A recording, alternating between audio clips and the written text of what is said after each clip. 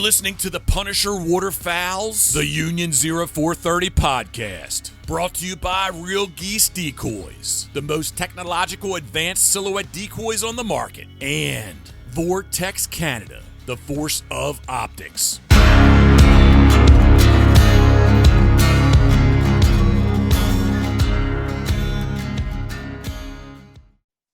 Hey everybody, welcome back to the Union 0430. What a treat we have for you tonight, episode 89.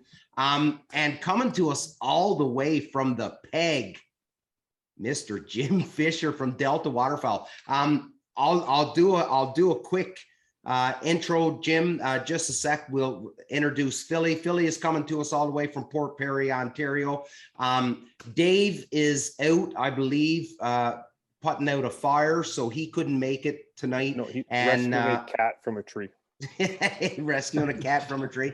Mark is officially in Newfoundland right now, gone back to help his dad after suffering that heart attack. So Mr. Vitch, sending nothing but big love and prayers your way. Mark, I know you're thinking about us. To the man of the hour, Mr. Jim Fisher. So Jim, first off, we got to thank Barry Keeks for introducing us and Barry saying, you know what, I think Jim would really be a good guest to have on the show. And then from what you had said to me, Barry speaks highly of the podcast. So I think we both owe him a little bit of a thank you right there. So Mr. Jim Fisher is the Vice President of Canadian Policy with Delta Waterfowl. So, and this is by no means a slag against your age, Jim, but has been with Delta ever since 1990, correct? Yeah, since 1990, he's been with Delta full time since 1993. So, ladies and gentlemen, if there is something that comes up when this show is when you're listening, I can guarantee you Jim's got an answer for you, because he's been around right from for a long time. So there's nothing. We're going to hit him with some questions. We're going to get all kinds of great information tonight from the Duck Hunters organization. So Jim, buddy, thank you so much for agreeing to come on the show. Well, it's just my pleasure to be here, and we could have a love in around Barry Keeks, of course, and thanks for having us, Damien and Phil. It's great to be here. A real good friend of mine, and I'm not sure if you've had a chance to meet him yet, is Billy Duggan. Now Billy is out west, so I had worked with Billy when I worked with DU. So and Billy is a good friend of mine. So when I found out Billy was coming and joining up with you guys, I thought, what a great fit, because and Bill's got a extremely long history with Delta as well, right? So I just think it was a match made in heaven. So it's great. So Jim, I did do a little bit of I gotta admit, I did do a little bit of research on you. First when you come on, and Damien openly admits he will stalk people. Openly, yeah. Well, no, because being in the waterfowling world, like you talk to people and you see, like, when you talk to people and they see like somebody that works for Delta or someone that works for DU or something, and people go, man, how do you get that job? Like that, what an amazing job that is, right? And I'm always curious when I do get to meet somebody that's worked with this. First off, it's obviously not for the money, because working for a nonprofit organization, you're definitely not doing it for the paycheck. But Jim, when I was reading up about you, and I'm gonna check my notes because I want to make sure that I get it right. But one of the things that I read was that you were so keen in understanding how the ducks and the wetlands, work with the farmers out west, and that just, it's such a, I don't know, it's not what you think when somebody says Well, I wanted to go to work for Delta. Why, you like hunting ducks? Well, yes, I like hunting ducks, but there's a scientific reason behind it. There's a curiosity behind it. And when I read that about you, that it was, you know, you really wanted to understand this relationship between the wetlands, the ducks, and the farmers, which is, you know, huge out where you are with the prairie pothole region. Yeah, no, that's a good way to frame it up, and that has been a lot of what I've done with Delta, has been kind of sitting down around the coffee table in farmers' kitchens and having good heart-to-heart talks about, you know, what drives them, Yeah. and finding common ground. And you know, I think a lot of the narrative around farming and the environment is kind of misunderstood, I think, and by and large, and that farmers are often kind of thought of as out there kind of, you know, making a living and without regard for the environment. And I don't know where that comes from. It's almost like people thinking of us hunters as people doing something bad out on the landscape. It's just not well informed, right? So if you're a farmer, I mean, and I've met some of the greatest producers through the 3 prairie provinces, and actually, quite frankly, across Canada, working on this ALICE program that Delta developed. But one of the farmers that I know and love out in the Battle River area of Alberta, he said, you know, yeah, he basically said, you know, who cares more about the environment than the very people who live here? And, you know, I want this to be, you know, a fabulous place to live. And so their health depends on that. And so we have a lot of common ground, in fact. And it's been a joy to work with Delta to try and, you know, rather than develop conservation from ivory towers and top down and telling the farmers, this is what we're going to either regulate you or we're going to do this or that to you. Mm-hmm. Boy, maybe you can say, gee, like, hey, these wetlands are out in our crop fields and we're trying to grow commodities such that we can, you know, pay our way and earn a living. And yet all the market signals that a farmer receives for those prairie wetlands, prairie potholes in their fields, they're all negative. Yeah. So, you know, whether you think about taxes or opportunity costs, or, you know, there's a long list of, you know, farming around obstacles cost producers money with big equipment and all the rest of it. And yet society benefits from that, not just us duck hunters, which, you know, we're the key drivers here, but those wetlands provide all these other environmental goods and services that benefit all of us. And so that's where you can kind of say, look, like, let's start providing the farmers with some financial incentives to protect and conserve those wetlands. Jim, maybe you can educate me on this, because so in the past, so let's say, and if I'm right out of it, please correct me. So let's say in the last 15 to 20 years, let's talk about how there was, or what I think there was a lot of habitat loss going on out in the prairies, right? Because the farmers are you know, they've got their bills to pay, so, you know, constantly taking more land to get their crops in order to make more money. But it seems as though, what I'm thinking now, in the last, you know, 5 to 10 years, Delta's come in, and that's where you really started to see the cooperation between the planning of Delta and then the planning of the farmer, and trying to marry the both together so that both people are being successful and achieving their goal, right? Is that fair to say? Yeah, again, there's misinformation, I think. Yeah. My whole career, and I'm, like you alluded to earlier, I've been around for a while. So my whole career, the mantra has always been, we've lost 70% of our wetlands. Yeah.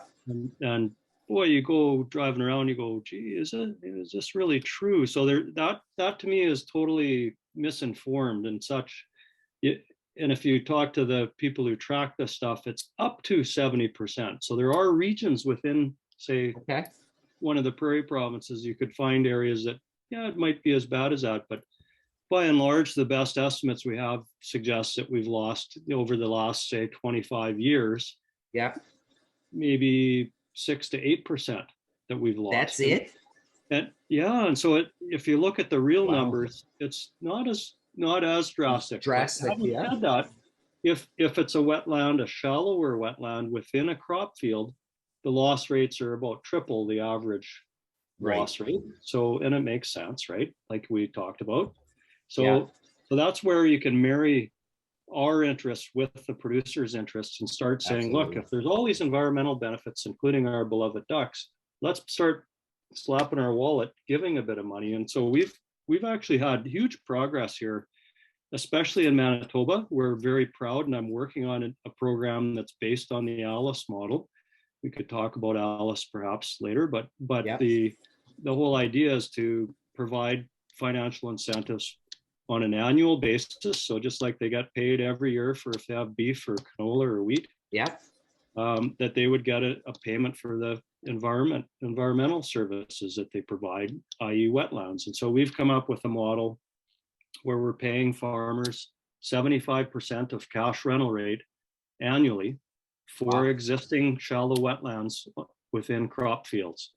And we had one of Delta's former staffers was in the Pallister regime with the Conservative Party here, and obviously Pallister resigned last year. Mhm. But before they left, they got over $200 million set aside in an endowment fund or a trust. Yeah. And about a quarter of that is specific to protecting wetlands on crop fields. And so we've got a robust program that's going to be there forever because it's in an endowment fund. And so we're ecstatic about that. So there's good news, on that front. The awesome thing is that Phil is here listening to this. Phil has never ever seen the prairie pothole region, but this fall coming, him and some buddies are going out and they're gonna do some freelance. They're gonna do some hunting. So great. I know, Phil. You've seen it, pictures of it, and you've watched enough video of hunting shows and stuff. But And I've driving over that, them. and you've flown over them. But driving to Trans Canada, and it really is potholes. It is just pothole, and full of, which is what blew my mind. Like I thought Ontario had birds. Ontario doesn't have birds. No. Not even close. It's funny. I was out. Was it yesterday? I want to say I think it was either yesterday or the day before. I was out driving around and I passed a Saskatchewan license plate. Yeah. Land of the living skies. Land of the living skies. Right. Big sky country. Big sky country. So yeah. So I'm excited for Phil. I'm excited for him to get out there this fall and witness it and just see the numbers and see the. I remember the canola fields and the just. It was wild. It really was. No, it's quite a landscape, and of course, the prairie potholes are the remnants of the last ice age. That scraped out those potholes. The glaciers did, and so in fact, that leaves us with an incredible density of wetlands and an incredible density of ducks. And so, in the prairie pothole region of the 3 Canadian prairie provinces and some of the 5 of the states in the north. We see, places that would have 100 pairs of ducks per square mile. And if you were to look at some of the best landscapes in Ontario around the Great Lakes or say in the boreal forest, you might see five pairs of ducks per square mile. So 5 versus 60 to 100, it just tells you the magnitude of the breeding densities of ducks. Not to say that those other areas aren't important. They are very important for a lot of reasons, but just is good to highlight that. Yeah, and it is because I've been I was a vice chair on a Delta committee in the past. I've worked for DU. I know how the committees and how the people. I know how they think and I know what their questions are a lot of times when it comes to fundraisers and seeing the money and stuff. And sometimes they just, And I get it because, you know, they're raising money in their hometown and stuff like that. But sometimes that money, because of the importance of the prairie pothole region, and like you said, 3 Canadian provinces and 4 states, right? So North Yeah, 4 to Dakota, 5, but yeah, yeah. a little bit of Montana there. Yeah. You know, a huge geographical area that's supported by this money, right? So it's the duck breeding, it's the duck factory, right? Yeah, We all remember that term from back in the it day, the is. duck factory. Yeah, it is where, like you said, you allude to there with both Ducks Unlimited and Delta, we are focused on that area. But having said that, there's certainly a lot of need to spend money locally also in, you know, places like Ontario. I mean, especially for local hunters there and all down the Atlantic Flyway. And so you need to do both actually in the end of the day. Absolutely. So yeah, and both great organizations. If you're a duck hunter, you should be supporting both, obviously. So I agree with you 100% on that. Jim, can you give us a little bit of an intro, a background on Delta? sure. Yeah, absolutely. Yeah, Delta, it's actually quite an old organization. It kind of started way back in 1911, believe it or not. Kind of, you know, in one way, shape, or form. And then back in the 30s, when DU was started, Delta kind of really sprouted some wings as well. And kind of at the late 30s, Aldo Leopold, who was a forefather of conservation, a professor in Wisconsin, sent one of his grad students up to the Delta Marsh in Manitoba, and that was kind of the real beginnings of what most people would relate to Delta, and that's, you know, doing student research on issues important to ducks. And so we did that research for the next 50 plus years, mostly funding grad students to do their work. So we got important answers related to what duck managers needed to do. And then we also trained a heck of a lot of biologists that went on for, you know, for careers with government and Ducks Unlimited and Delta in the end. And then I guess in the late 1980s, we had kind of a shift, and we started thinking about doing more. And that was kind of the beginnings of things like Adopt a Pothole, hen houses. And then in the mid 90s, we started looking at predator management and other things. And so it kind of was a shift to expand beyond our initial largely student research base to include, we consider 4 pillars now with Delta. So the student research is one, and duck production is another, which is the predator stuff and hen houses. And then we have a conservation pillar, which is kind of the wetland conservation stuff I was talking about earlier. And then we have, you know, perhaps most importantly, never mind the ducks, it's the actual duck hunters themselves. And so that's kind of a Hunter R3 recruitment, retention, and reactivation effort. And it wraps up a bunch, you know, defending areas that are threatened to be closed, and advocating for good hunting policies within government. So yeah, absolutely.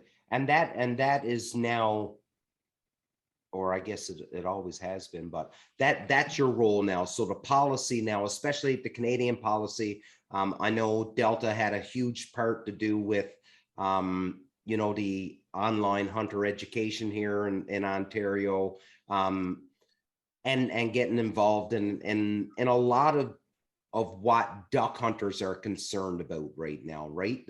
So I know policy and writing policy, and sometimes people may get a little bit bored when they think about policy because it's a bunch of laws and acts and going back and forth.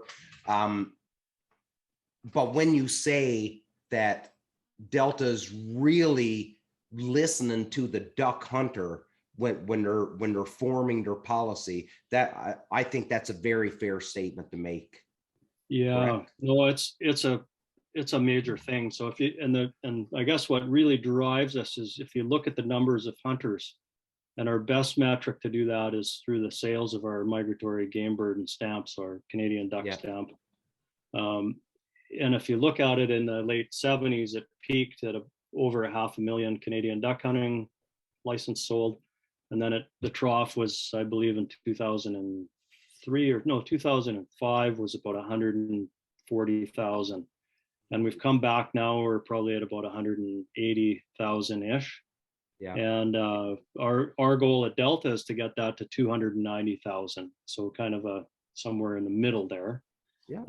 And so that really drives a lot of what we want to see happen. And so whether it's, defending areas, as I mentioned, like we've talked about some of the areas that are under threat with bylaw, discharge bylaws and different things. It seems to be very prevalent in Ontario. So we work with OFAH and others to try and ensure those areas, someone shows up. And so if the world is run by those who show up, is That's right. One of my colleagues, one of his favorite sayings. But so if you have hunters show up with a good positive message at those council meetings, you can have an impact. And we've certainly seen that on a number of fronts. Then you have other things like being proactive. So that's what things like the Ontario Online Hunter Ed that we've just got. Thank you. So we only have 2 provinces left to get rid of that onerous thing. So that's, being proactive and removing barriers to point of entry. So if you think, hey, I want to take someone hunting, what are all the different steps and licenses and training and equipment and all this stuff? Like, good God, if you want to try football, well, you go run over there. I'll throw a ball. If it hits you between the eyes, maybe it's not for you, hey? But you tried it. But oh no, and I would even liken it to taking someone to a trap range. You could take any person off the street, go drive to the trap range, and they could try shooting a real live gun at a clay target. Well, why is duck hunting or any other form of hunting that much more dangerous, right? So let's cool our jets on this type of stuff. Like, come on, man. So that leads me to another key one, is this idea of hunter apprentice licensing. So right now there's 40 states and 2 provinces, so Quebec and British Columbia, have this hunter apprentice licensing concept. And what it is let's say Damien, that I just met you on today, that's Thursday, and you were going hunting on the weekend. Hunter apprentice licensing allows you to take me, and I could actually take a shot at a duck. That's mind-numbing. Like it sounds like common sense. Maybe you've actually done that with someone I don't know. It's possible that some people are doing this, but that's some of the thinking that we need to promote. And so those are proactive things. Things like Sunday hunting, things like age. Why do we have to wait till we're 12? Yeah. Right. By the time you're 12, it's starting to get to the point where it's no longer cool to hang around mom and dad. That's right. That's a great time to start thinking about taking your kid hunting. Come on. So again, in the States, there's 40 states that it's up to the parents. So there's no age requirement whatsoever. It's not a nanny state. And then now we've got BC has always been 10. Manitoba switched from 12 to 10. We helped get that happening. Alberta just switched down to 10 from 12. And we also helped to get Newfoundland dropped from 16 to 12. So we, so those are some of the key things we can do to improve things for the future of hunting. Growing up in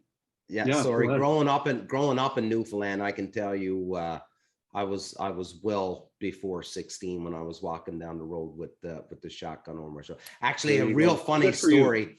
A real funny story was I don't know, maybe I was 12, 13 years old. And I'm from a small town of 400 people. And I'm walking right down through town with my grandfather's single shot Cooey over my shoulder.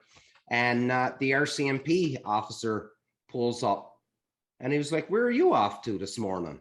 And I said, I could point to where I'm going, right? I said, I'm heading out here. I'm going duck hunting. Do you know what he asked me? Does your mother know where you're going? And I said, "Oh yeah."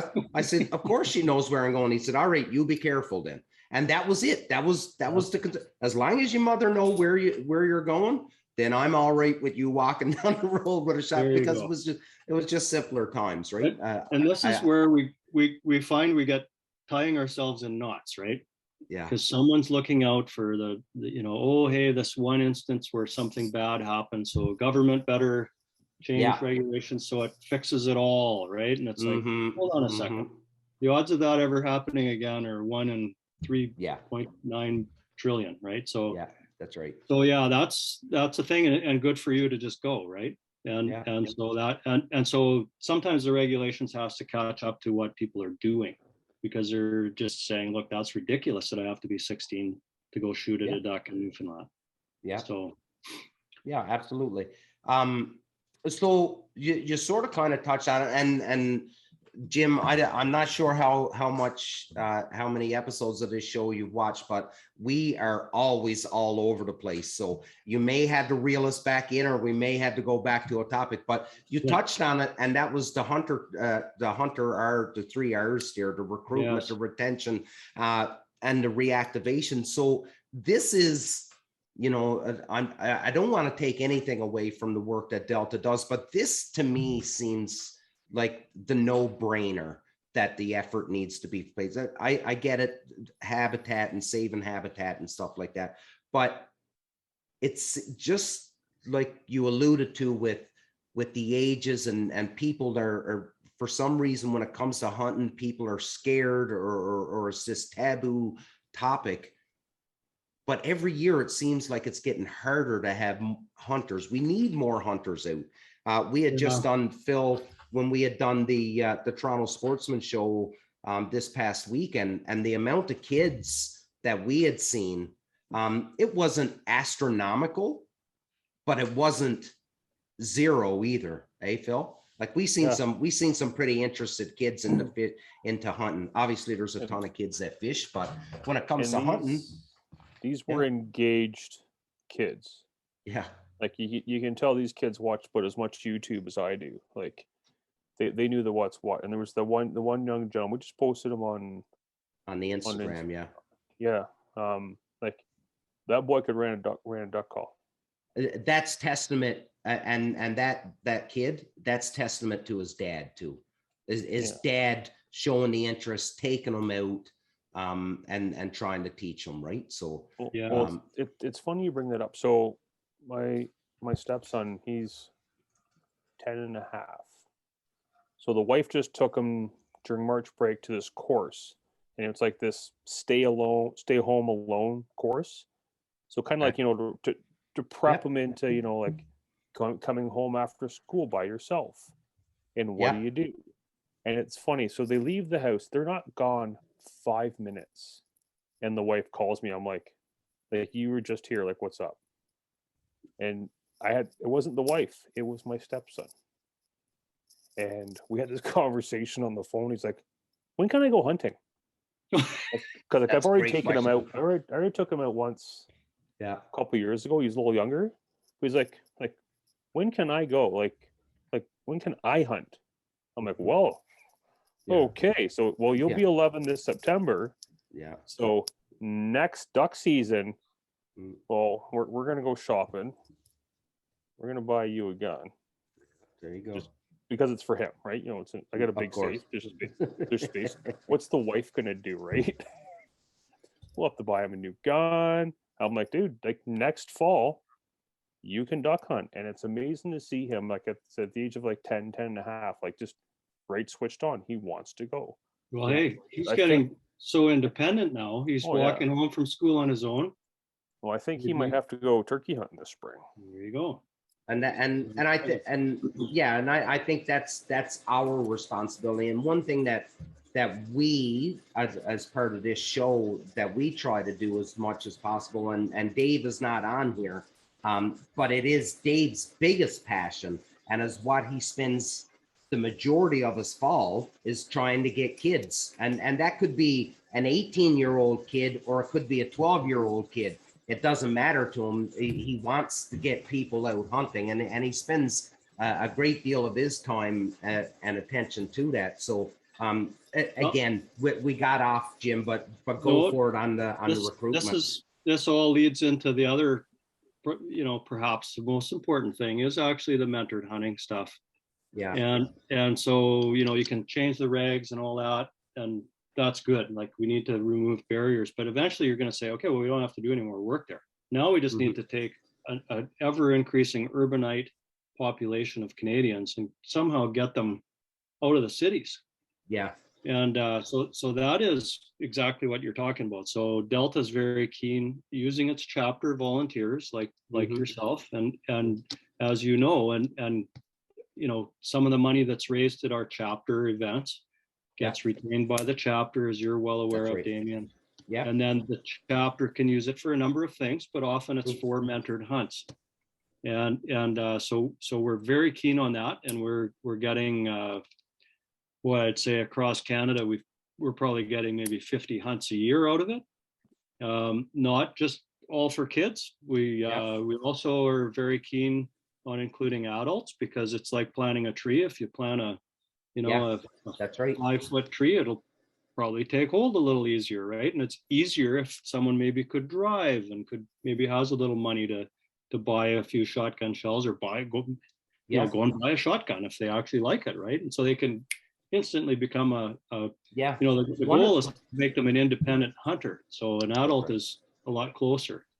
One thing that we had heard, I can't remember, Phil, maybe you remember who it was telling us this, but what they had found, and maybe it was actually, I think maybe it was Barry that had told us when he had come on the show. So I've known Barry, I've attended Barry's South Nation dinner, and in my opinion, not that I have seen everybody, but in my opinion, Barry's South Nation's youth mentorship program is probably the best that I had ever seen.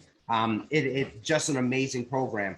And I remember, I'm pretty sure it was Barry that had said, so what was going on was that it's a very competitive program to be a part of in that area.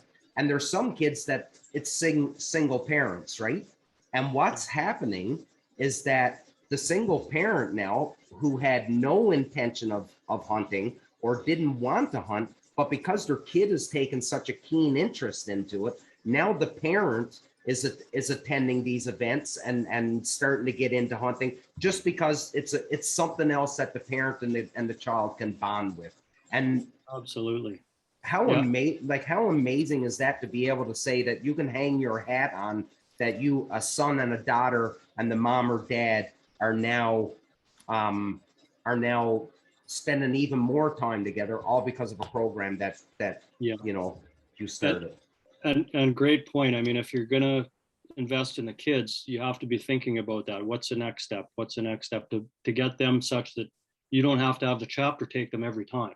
That's right. So you'd have a bigger impact if you can enroll the whole family in. And it's interesting because in COVID times, we when we did our youth hunts at Delta Marsh, like just west Winnipeg here, we used to always have an overnight component, and they'd come and stay in the marsh, and and the parents would drop the kids off and say, see you later, good luck, and the kids would be up till 3 bouncing off the walls, having a big time. But now with COVID, we stopped the overnight part. And so what we said was, even with vehicles, we thought, well, gee, maybe we should, not pick the kids up and drive them around inside enclosed vehicles while they go to their field or whatever. So that way we had the parents, oh, gee, now they got kind of dragged along, right? And so there was more and more parents, non-hunting parents, that actually got engaged in the process and were out there in the field, got involved with cleaning the birds and the whole 9 yards. So, yeah. Well, I would hazard sorry, Philly, but I would hazard to think that if you're a parent, even if you're, you didn't grow up or you weren't surrounded in a hunting family or a hunting environment, but if you had to come pick your kid up from hunting and that kid shot his or her first duck, and to see the energy that's coming off this child, it would have to be contagious, would it not? Yeah.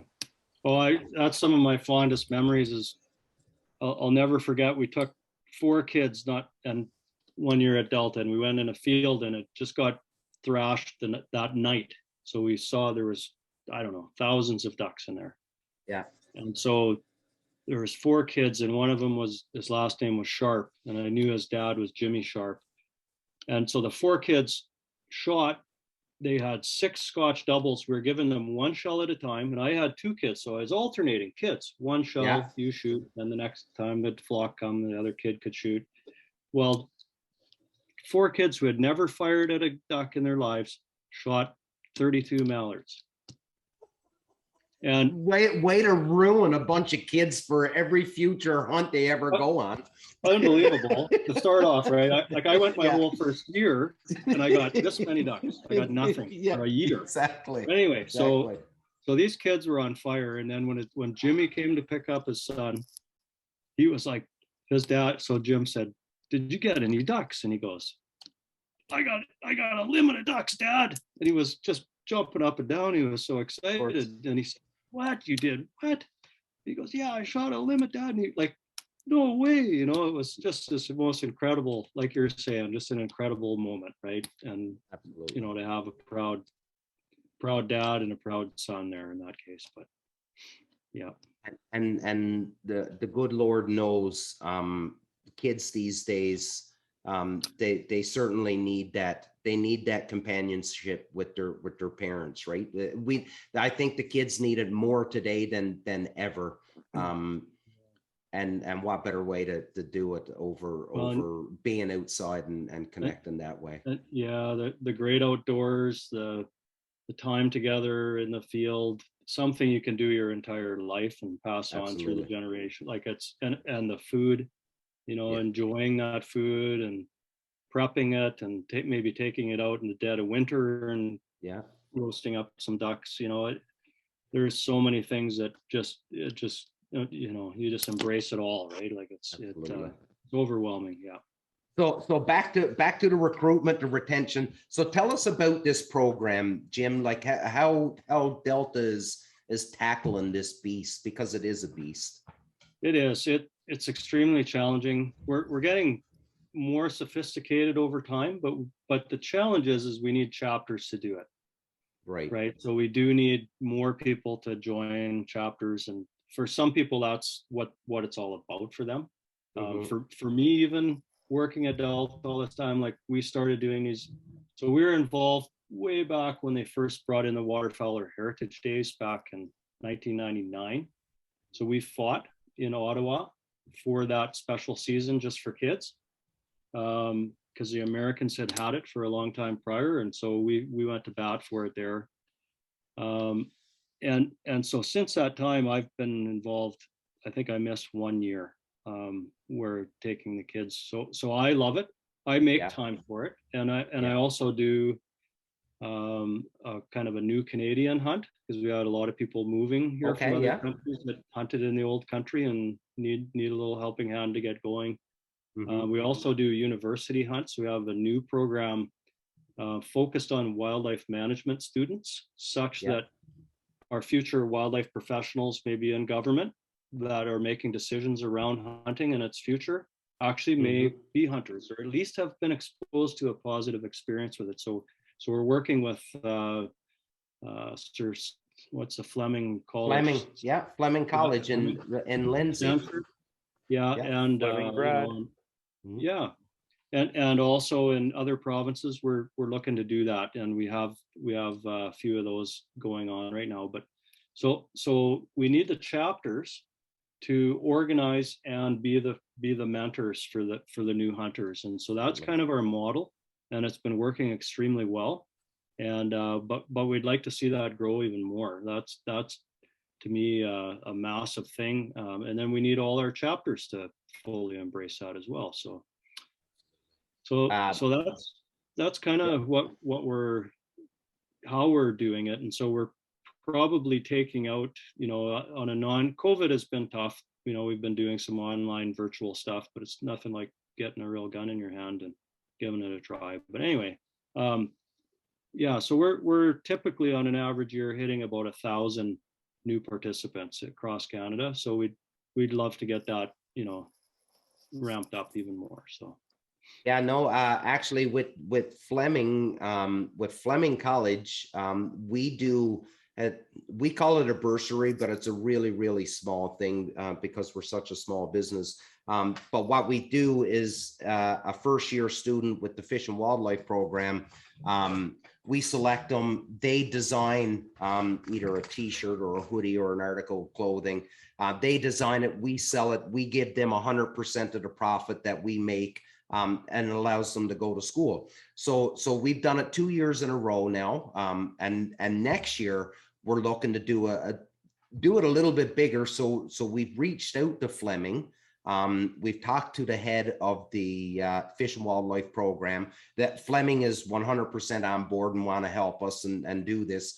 But he introduced me to the young fella. So he's a third-year student. He's the president of the Delta chapter at Fleming College. He gave me all of so I didn't realize that Delta and Fleming had this relationship until he told me. So with Dr. Petrie had gotten involved and all of this stuff. So it is really, really cool. And the really cool thing about it is that it's a bunch. I went to college. I can tell you that when I went to college, fundraising for duck habitat was not one of my main priorities. So it's awesome to see that these kids in Fleming have an active chapter going within the college that they're running. And so we're going to get involved with them a little bit later on in the summer and into the fall and try and do some big fundraising with them. So we're pretty excited about that. Hi, sweetie. You snuck in. This is my daughter who loves eating bluebills. So she's been eating, hey, Chloe? Bluebills? Oh, I'm not a big bluebill fan, but yeah, most people aren't. But anyway, that's my favorite.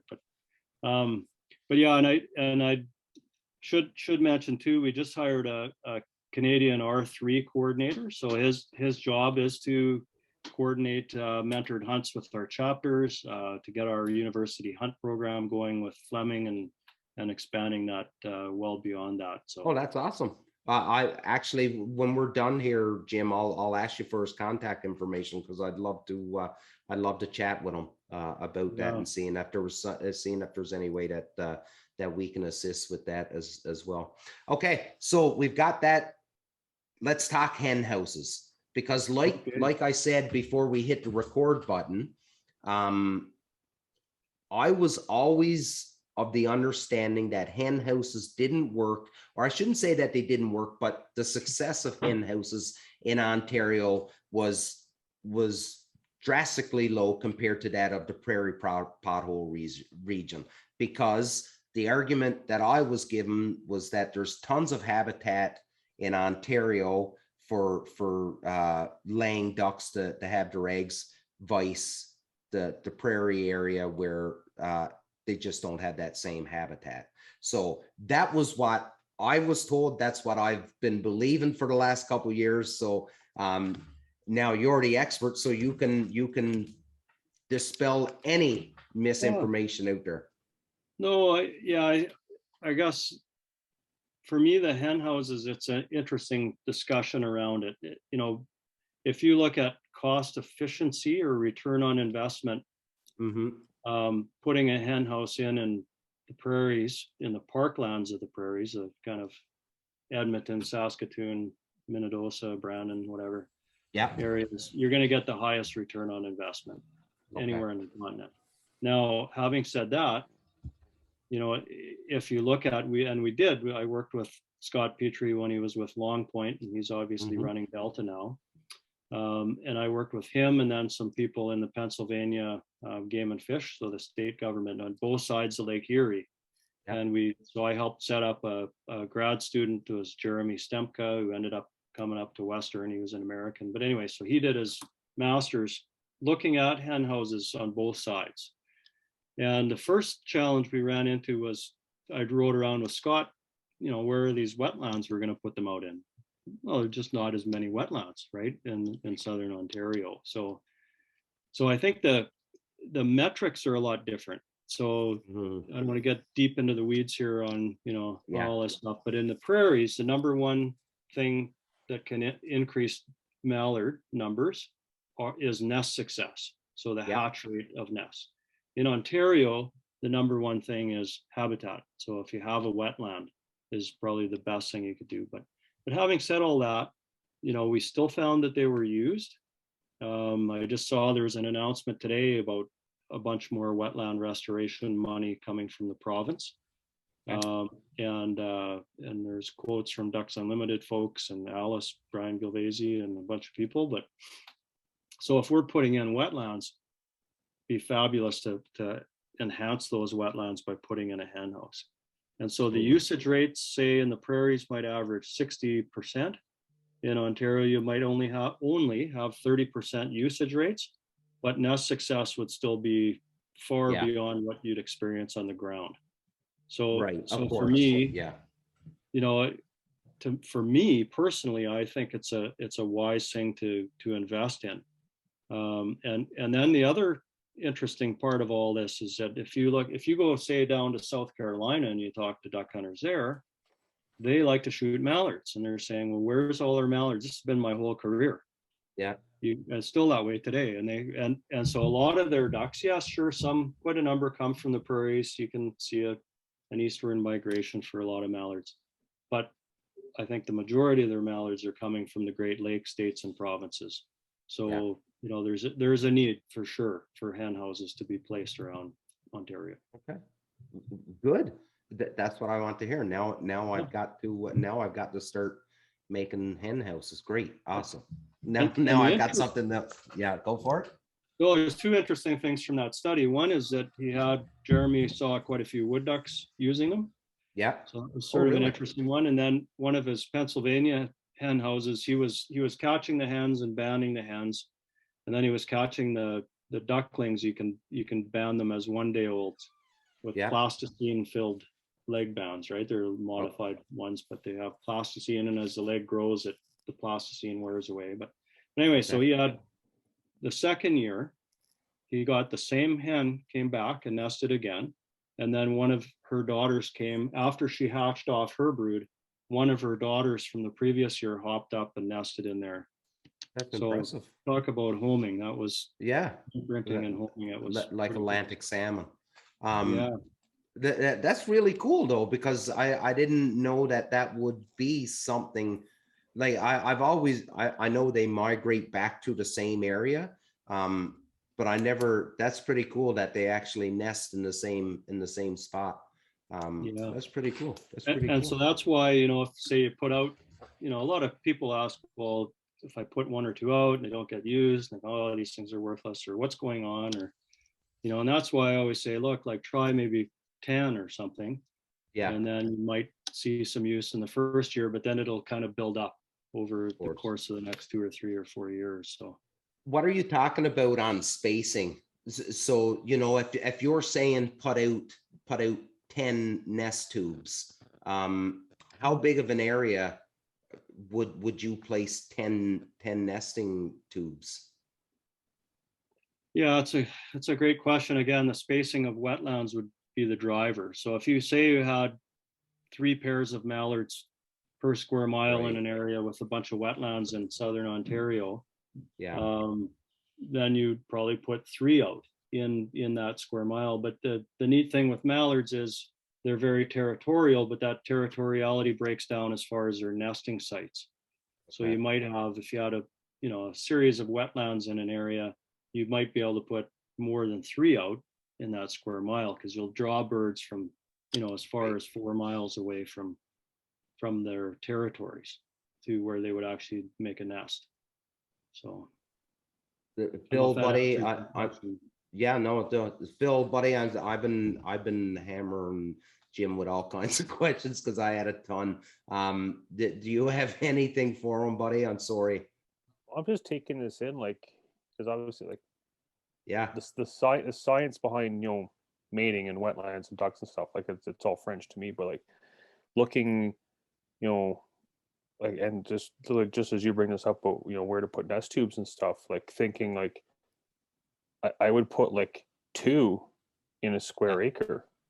Yeah. But like apparently no, because them ducks will kick each other's asses and be like, no bueno, this is my house. So like, no, you gotta space them out. The opposite of that, you could put more than 1 out per wetland. We actually did Matt Schwinnard, who works for Delta in Bismarck. He did a study in Manitoba where he put 1 2 and 4 hen houses out per wetland, and looked, and he had some cases where all 4 would have been used once and then got used a second time. 2 of them got, so he actually had 6 hatches out of 1 wetland with 4 hen houses, if you can believe But it. those all vary in size though, right? Yeah, that would have been like a acre, like a good acre. Yeah, Okay, a wetland could be 1 acre, could be 30. 30, Yeah, no, and he was focusing on, I believe, less than Like smaller 3 acres. Yeah, smaller ones mostly. puddles, for lack of a better Yeah. term. Yeah, Yeah. that's interesting. Yeah. Jim, Yeah, I just know. what you said, like you said, like they're territorial. Like I would have They never are thought that. territorial as far as spacing in the spring, such that Yeah. they have resources for the hens to find food and stuff like that. Yeah, I know But that geese are territorial. territoriality breaks down as far as nesting sites. Yeah, I know geese are territorial. Oh yeah. Yep. Yeah. We've all been attacked once or twice in our lives. Yeah. Yep.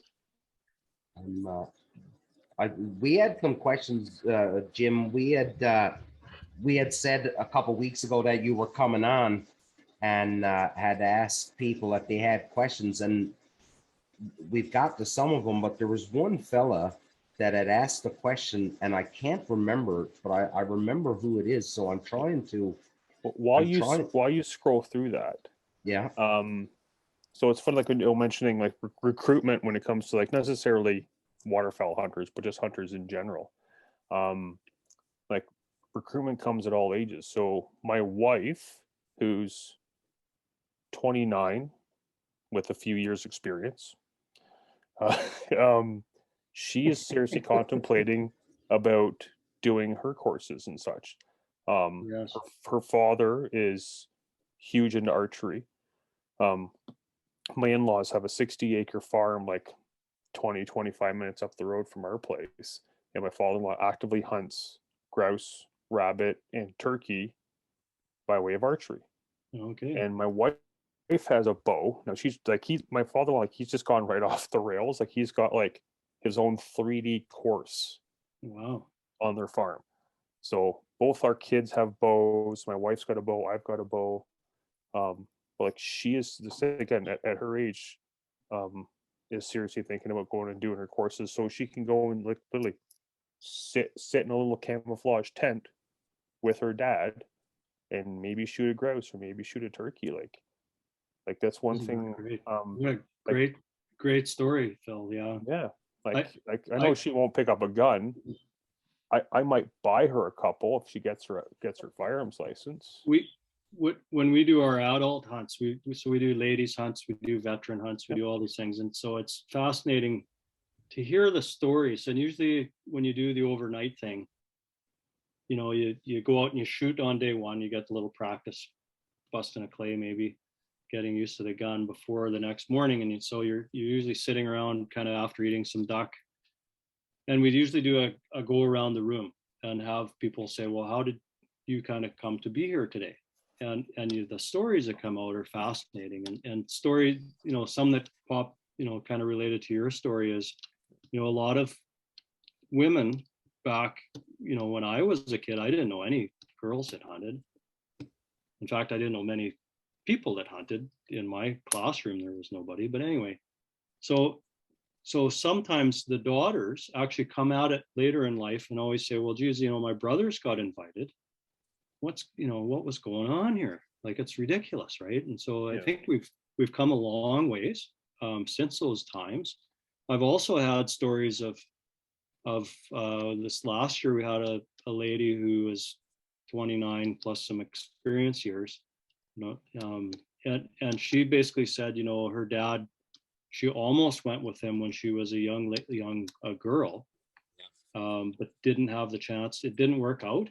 And then he passed, and now she's this one's probably 39 plus some experience, and so now she's come full circle, and now she wants to go and learn, and now she's brought her cousin who's even a few years older. There's this trickle down effect, eh? Once one person, then there's always some, it always picks up some steam along the way. I don't have the numbers to back up this statement whatsoever, But in Ontario, I would hazard to say that the biggest demographic that have seen the biggest increase is, I would say, is the young, I would say the 20 to 30-year-old female. I would say that is our largest increase in hunters, and that could be turkey, deer, duck. That's across the board. But hunters in general terms, I think our biggest increases are that 20 to 30-year-old female right now. I think that's where we're seeing the biggest numbers. Yeah, Phil and Damien, like this is something that's in our hearts, eh? Like this is Yeah. our passion. This defines us, right? So if someone would have met any one of the three of us, I'm guessing probably in the first 5 minutes of a conversation, they'd know you're a hunter. Like it swells out of us with pride. Yeah. And one of my favorite stories that I'm still working on it a bit, but so I live in Winnipeg and I walk, there's a trail, right? There's a creek in my backyard basically. And there's always people walking their dogs, and I take our dogs out. And you see a hunting breed. You know what you have to do. You have to ask them the obvious question. Right. Well, do you take this, Moosterlander, pointer, lab, Springer, whatever it is, do you take it hunting? And 9 times out of 10, they kind of look at you and they say, well, no, Yeah. And so and then you think about how excited that your dog is. Like when I take my lab out, she's 10 now. When I take her and I got my shotgun and I'm walking in a field or a marsh or something, she's jumping in the air. She's doing power laps. She gives you a kiss. She'll jump 6 feet in the air and give you a kiss, right? Yeah. If you walk 5 miles, she's walking 20 miles. And so those dogs, that's what the dogs are bred for. Those dogs are 100%. Their passion comes out. And so I often say, you think about that passion, those dogs, and those poor suckers in Winnipeg in the city that those hunting dogs don't get a chance to actually do what they're kind of bred for. And then I think, what about the people? Yeah. It's the same thing. Absolutely. Right? They just need to be introduced to it. That's all. Cities that just have not had an opportunity. Yeah, absolutely. So it's there to do. It's there to do, I'm sure. Yeah. Jim, buddy, we're coming up onto our 60-minute mark, and I feel that we never even got a chance to tap into half the stuff that we could have tapped into with you. Is there anything, because we're more than happy to have you back on the show again, but is there something that you want to like is there something that you want to get out there on this episode? Because we've got the time to do it. And please take the platform to do it. Yeah, there's a couple of things I wrote down. So one is, we were helpful. There's lots of groups, and Delta's not trying to overstate their claim in any of this stuff, but we helped get the dove season in Ontario, and I hope that's going well. But we're also on the move on cranes. There's there's some movement, and so we've been pushing. So Delta's part of a collective that meets with the federal government. Just out of curiosity, Jim, so what kind of numbers are the government and then Delta, like, is there a threshold that we want to see? Yeah. So what is that threshold? Because I can tell you in the Ottawa Valley, there's a very healthy population of crane in the Ottawa Valley.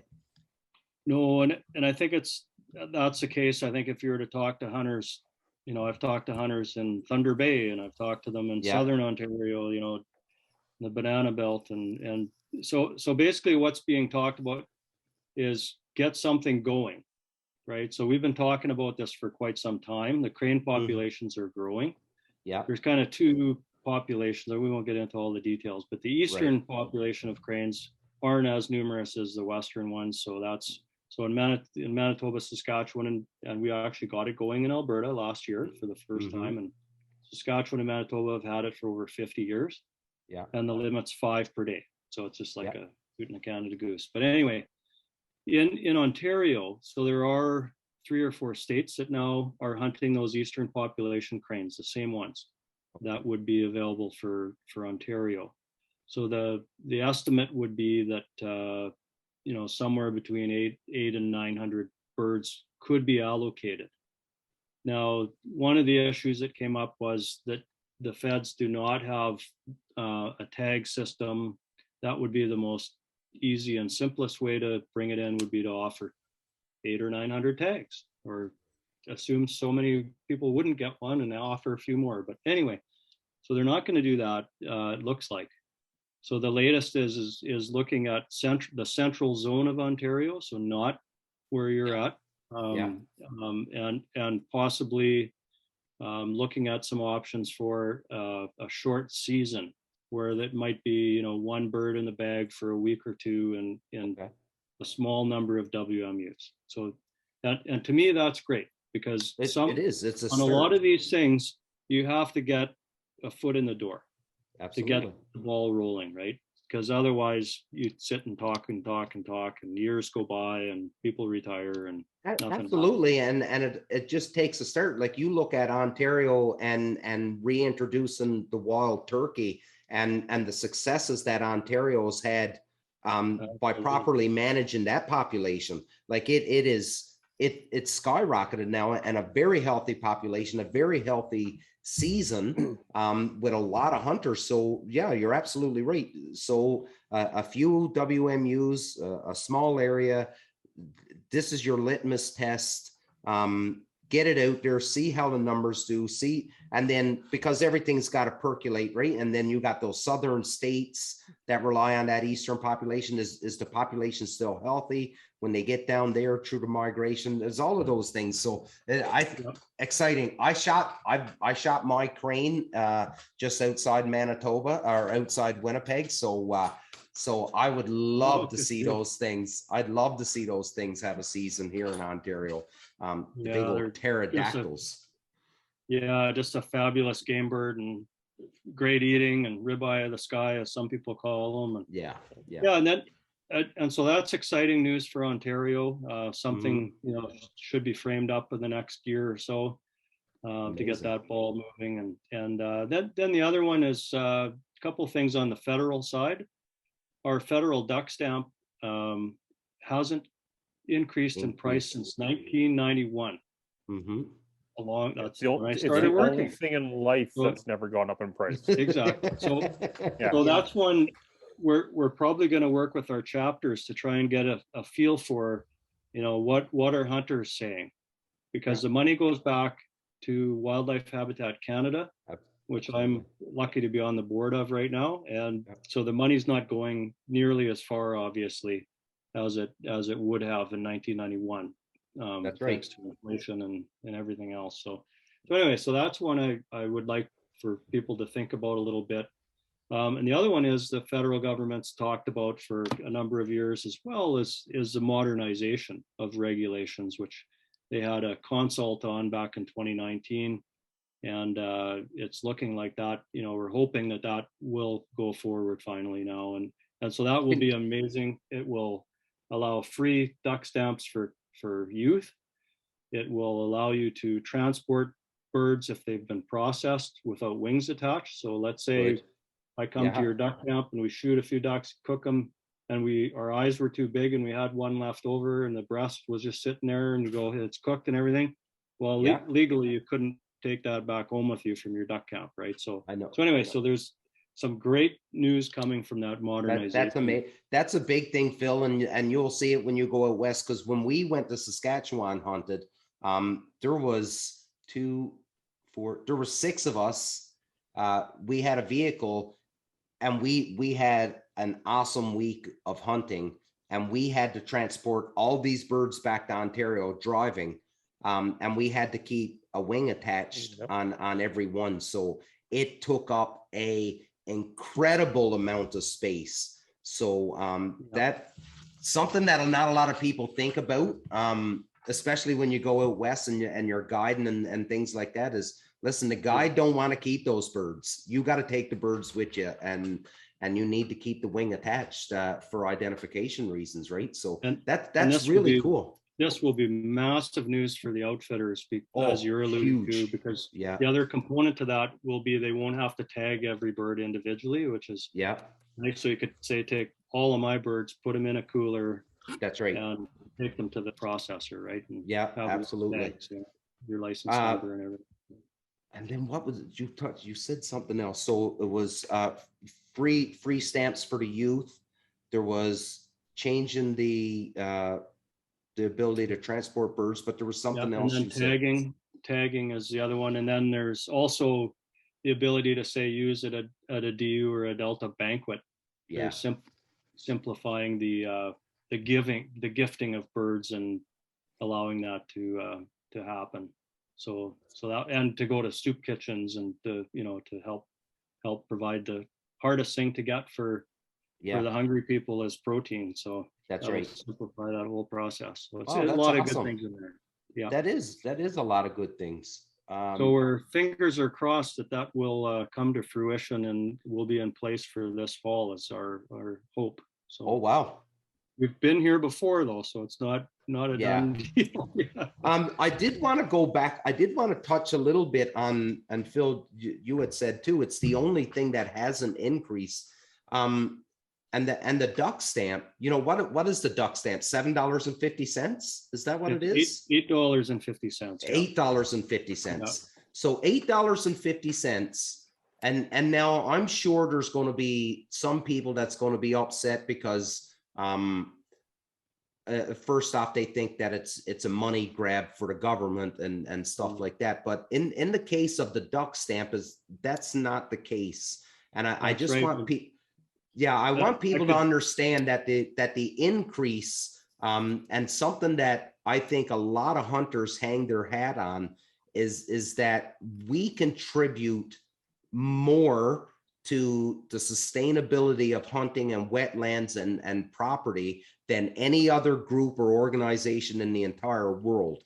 So an increase in the duck stamp, be it the couple dollars, and I'm only speculating here now, but the couple dollars increase, that's only making things better for us as hunters. This isn't a tag system where you're paying the government of Ontario the money for your tag. This is the Canadian wildlife habitat, right? As you'll recall, there's two components. There's a permit that goes to right. Canadian Wildlife Service, and then there's the stamp, conservation stamp that goes to Wildlife Habitat Canada. So they're both $8.50.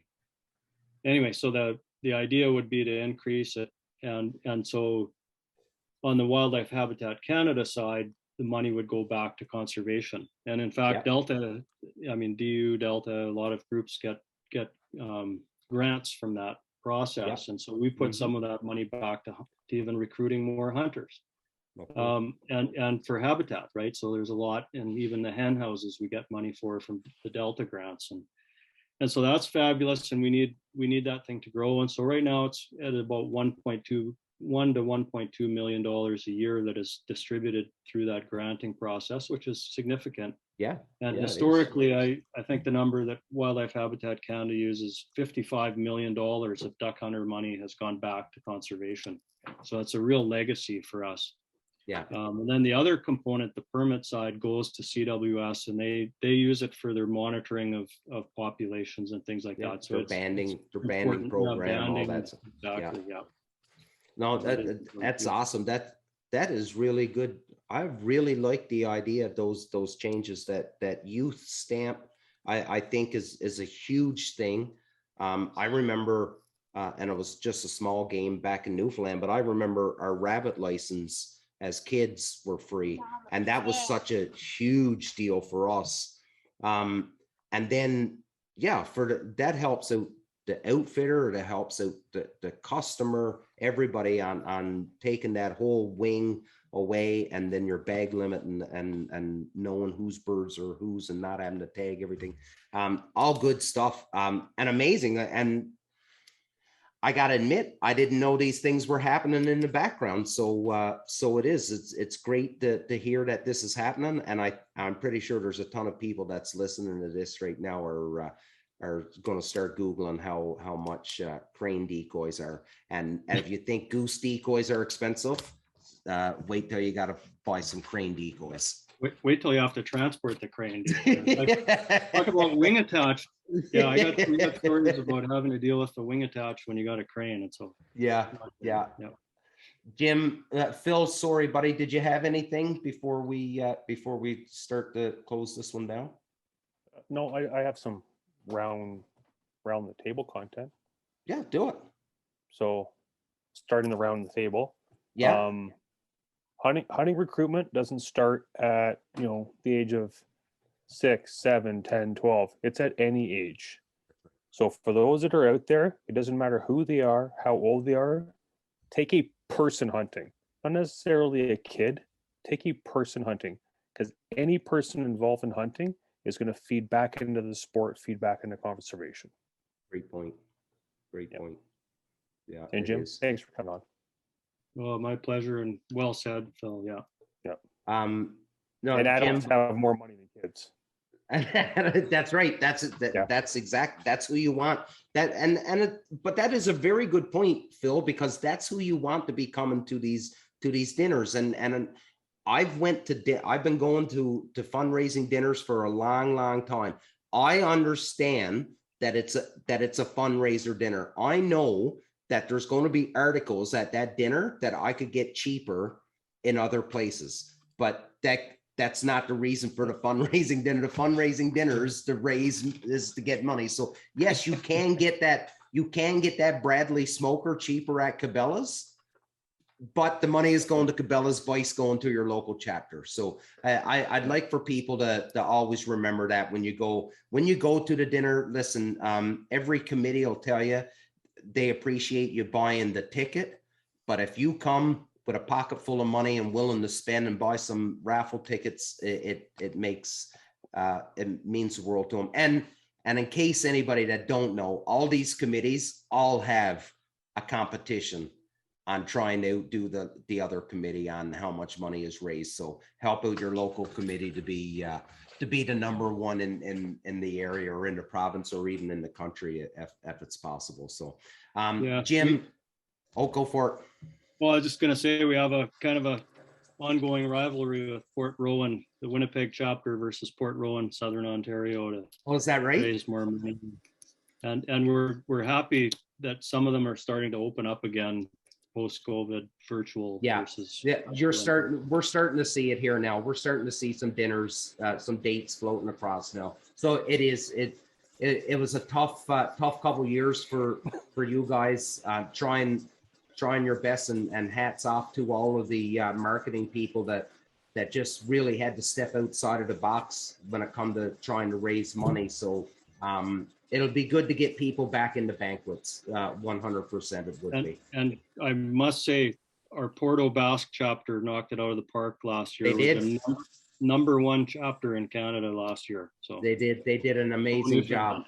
And I follow those guys. And I actually tried to get in on their bidding, and you know what, some of the stuff was just too rich for me because I couldn't keep up with it.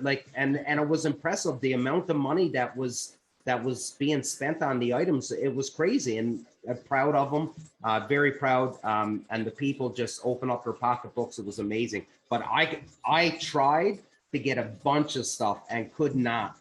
No way. Well, I could have, I suppose, but I digress. My wife would have probably sent me to Newfoundland to go live with the Port aux Basques chapter if I spent that. I'd move there in a heartbeat. Yeah, I love Newfoundland. Oh yeah.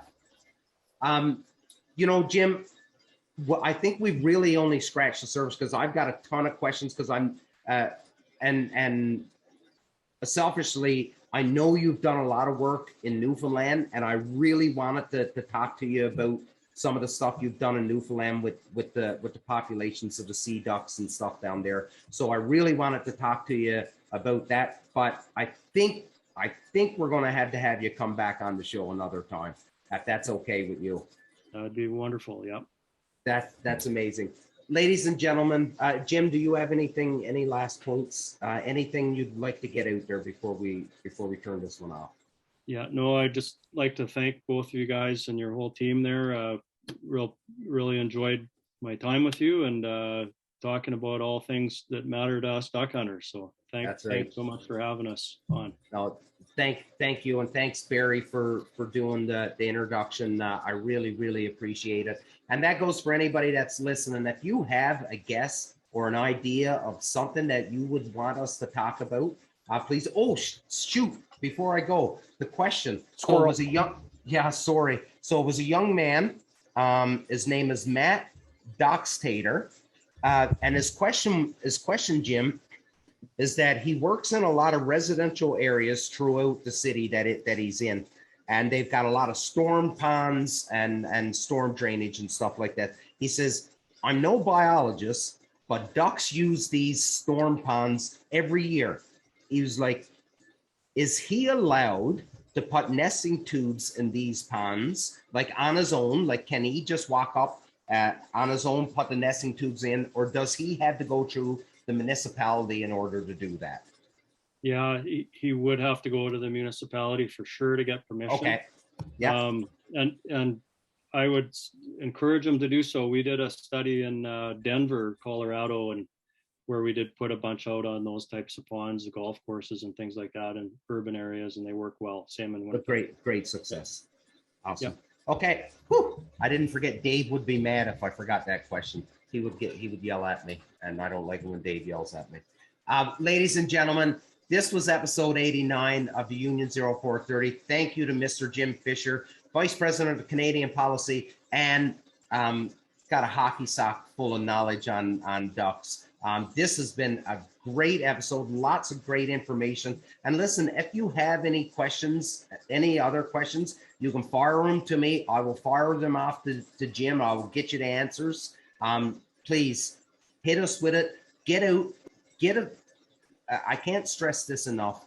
Regardless of who it is, like Jim alluded to, as duck hunters, we should be actively paying into both DU and Delta, because we need both of them. Both of them each has their own role, and they're both doing their own thing.